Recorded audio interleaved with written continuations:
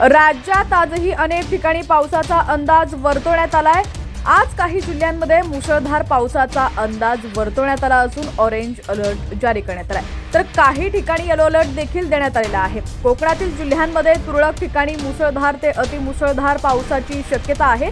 कोकण आणि मध्य महाराष्ट्रातील जिल्ह्यांमध्ये तुरळक ठिकाणी मुसळधार पाऊस पडण्याची शक्यता आहे। कोणकोणत्या जिल्ह्यांमध्ये अतिमुसळधार पावसाचा इशारा देण्यात आलाय पाहूया। त्याआधी तुम्ही HPN मराठी न्यूज चॅनल पहिल्यांदाच पाहत असाल आणि अजूनही चॅनलला सबस्क्राईब केलं नसेल तर नक्की सबस्क्राईब करा आणि बेल आयकॉनवर क्लिक करून नोटिफिकेशन्स मिळवा, जेणेकरून आमचे अपडेट्स लवकरात लवकर तुमच्यापर्यंत पोहोचतील।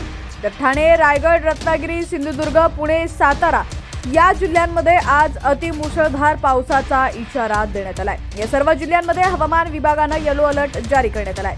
तर अमरावती, गडचिरोली, यवतमाळ या जिल्ह्यांमध्ये ऑरेंज अलर्ट देण्यात आला असून वादळी वारा आणि विजांच्या कडकडाटासह अतिमुसळधार पावसाचा अंदाज वर्तवण्यात आलाय।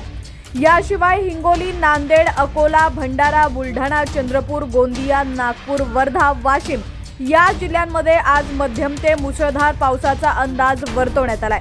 या सर्व जिल्ह्यांमध्ये येलो अलर्ट जारी करण्यात आला असून वादळी वारा आणि विजांच्या कडकडाटासह पावसाचा अंदाज हवामान विभागानं वर्तवलेला आहे।